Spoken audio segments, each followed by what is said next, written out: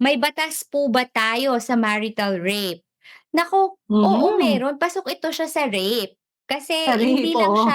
hindi siya naka-exclude as marital rape. Pagka sinabi mong rape, Mm, this is, without consent 'no, carnal knowledge without consent. Kahit na anong, carnal knowledge pagka hindi pinayagan o hindi walang consent dun sa, taong kung kanino siya nakikipagtalik, wala namang consent dun sa mhm. babae, eh, talagang pasok siya sa rape. Regardless kahit na asawa mo yan or Mag-asawa. minsan nga nagiging defense pa sa court na, eh, she's a loose woman or prostitute, mga ganyan. Hindi siya excuse or hindi siya justification kasi kahit asawa mo yan o kahit na anong klaseng babae pa yan, pagka hindi naman nagbigay ng consent, talagang pasok siya sa rape. Yun nga lang kaya siya tinatawag na Oo, marital rape kasi mag-asawa kayo, tapos hindi ka pumayag, mm. ayaw mo. So, puwede mo actually kasuhan siya ng rape, 'di ba, Attorney M? Oo.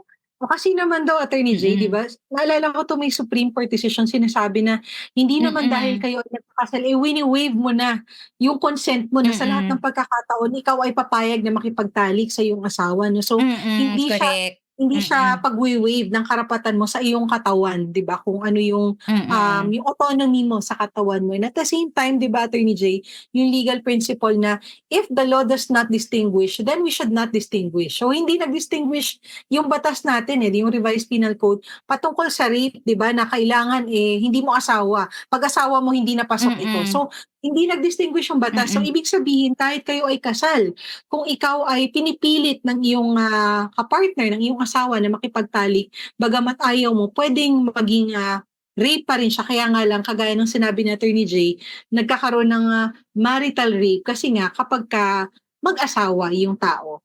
Dun, yung mga tao na involved dun Mm. sa isang kaso, oo.